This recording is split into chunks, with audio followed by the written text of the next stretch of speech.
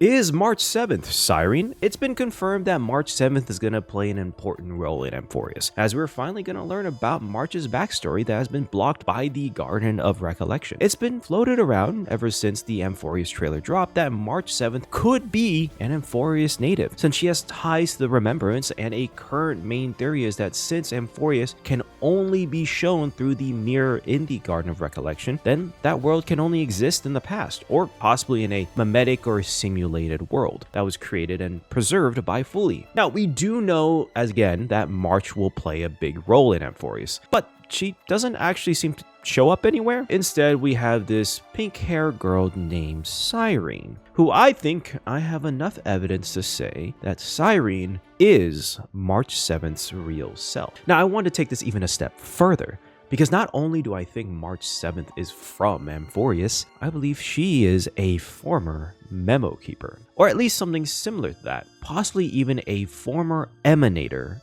of the Remembrance. But before all of that, if you like these types of theory videos, let me know by liking and subscribing, especially since I'm trying out this thing where I kind of show my face on camera. So, with all that being said, let's just get right into it. Let's start with asking the main question. Why would March 7th be Cyrene, other than pink hair and blue eyes? For one thing, it would explain why March is not on Amphorius, because she is already there. If the theory that Amphorius is a land stuck in the past is true, then March coming back would create a paradox. You shouldn't be able to go to two places at once. The second part of this is that Cyrene is supposed to be another version of a character from Honkai Impact Dirt, Alicia. And March 7th, when she was first introduced, many people thought she was supposed to be a reference to Alicia as well. In a strange twist of fate, they both might be versions of Alicia together. This is the last I'll speak about Honkai Impact 3 because honestly I don't know too much about it, but from what I do understand of Alicia's story, she gave up her life to give humanity hope. Interestingly enough, the background story that March writes for herself in the 1.3 story quest is that she leaves a destroyed world as the last hope for that world, which is a fairly similar in concept. It has also been confirmed in the same story quest that March 7th has a tie to the Remembrance in some way, and I also don't think it's a coincidence that Cyrene also displays traits and powers that are typical of a Memokeeper. To give a quick TLDR about Memokeepers, they are the messengers for the Remembrance. They surrender their physical bodies and travel the universe in a mimetic form which seemingly they can control the image of. Their goal is to find the most precious memories for Fully, the Eon of Remembrance, so that he can ensure that the universe can be remade after its destruction. Memokeepers follow a very strict set of rules though, specifically trained to resist looking into stealing, controlling, or restoring memories. Although a few members are given an exception to this rule known as Memo Snatchers. Now, we don't know too much about Memo Snatchers, but I do think that this little note is actually going to play a pretty important role in Amphorius just because of how much we're going into Remembrance. Also, according to the Star Rail wiki, Welt has mentioned that Memokeepers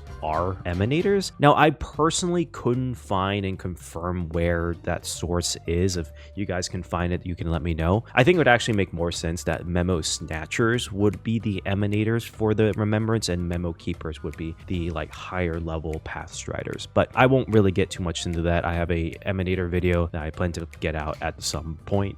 I have a long list of stuff. One interesting commonality between all currently known Memokeepers is that they are designed to have occupations that record or tell people's stories. They tend to have an obsession with stories as well. Black Swan is a tarot card reader / fortune teller. Rekka is a movie director that focuses on retelling real events, and even Remembrance MC, after we gain the gaze of Fully, is a writer. On that same note, just to point this out, Cyrene mentions in the trailer that, of course, this will be a romantic story like none that has come before.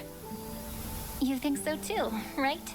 which is kind of on brand for Memokeepers, just saying. The reason why I do bring this up is because at the end of the movie event in Penacony, Black Swan mentions that she knows a Memokeeper that loves to record everything with their camera. Now, this doesn't necessarily mean March, since we now know that Rekka is a Memokeeper as well. But at the time, this red herring seemed to allude to March 7th, since the only person we really knew that really liked to record and take photos on cameras was March. And if a red herring tricks people, it means the original concept was at least believable. If you think about recording a memory, the first thing you probably thought of is taking a photo. So it would make a lot of sense for one of the Memokeepers to be a photographer. There's also the fact that Rekka assigned March to Dreamweaver Academy, and when controlling Memoria, March mentions that it's a similar feeling to controlling her six-phase ice, showing natural talent in controlling Memoria, similar to how Memokeepers have the ability to bend and shape Memoria as well. Rekka would only be able to make this recommendation if he had known that March has a connection with the remembrance. This then brings me back to Cyrene. Cyrene in the trailer displays powers that only fit a Memokeeper.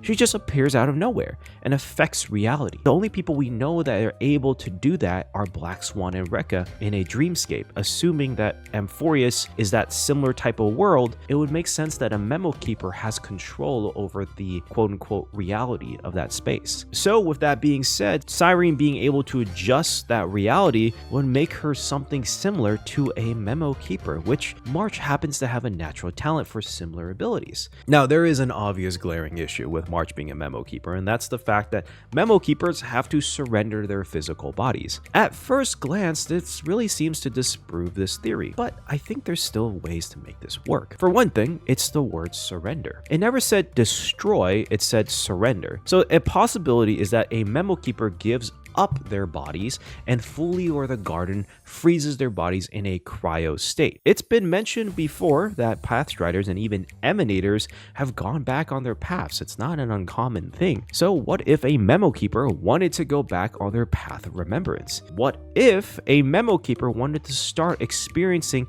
and making their own memories? There was never a mention that they couldn't get their bodies back. Of course, there might be some repercussions such as memory loss. Now, there is a second part to this, and that is the possibility that March/Cyrene was a former emanator of the remembrance. This is where things get more into the crack theory side of things. I think Hoyo releasing March's skin late was intentional. Obviously, March plays a huge role in the upcoming story, but I think it's deeper than that. March's skin and herself too have often been called a princess, specifically an ice princess. In that 1.3 story quest with Fu Xuan, March gave herself the imaginary backstory about being an ice princess from a dying world and then being shot into space as a last hope. Obviously, this is a reference to Superman, but stay with me here. What if this story isn't all false, but rather a fairy tale retelling of her actual memories? One of the other stories that was given is that she was a former Galaxy Ranger, which was a follower of a hunt, and hey look, we have a hunt version of March. While it's not exactly the same, there is some similarities to that as well. If you look at Fuli, you can tell that his design is inspired by a Chinese emperor. He's even wearing a Mianguan, which is a hat worn by the emperors of China. So if allegorically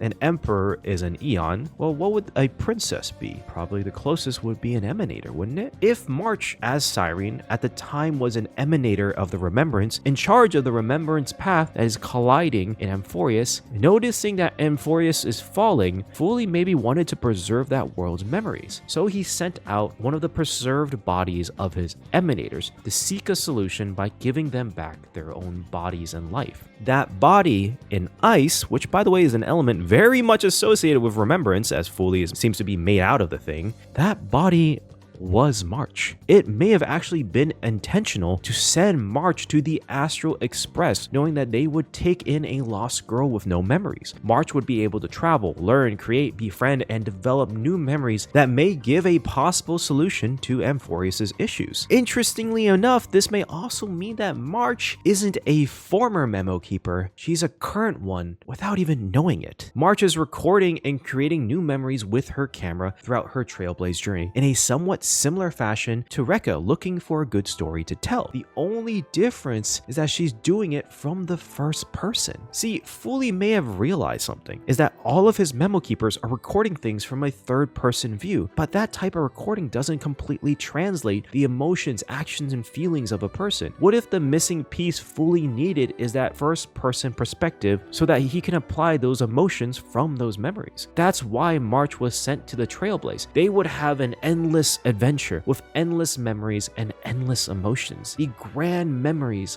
of a hero of the Trailblaze experiencing the universe recorded by a Memokeeper who doesn't even know they are one. The most genuine and raw form of a memory. But now, Amphorius is on its last legs, and so it's now time to collect those memories, and Black Swan has come to bring the Trailblaze to save Amphorius and to bring back the Ice Princess of the Remembrance. But what do you think? Do you think March 7th is Cyrene? Is it possible that she's a Memokeeper or an Emanator of the Remembrance? Let me know your thoughts and theories in the comments below. Peace.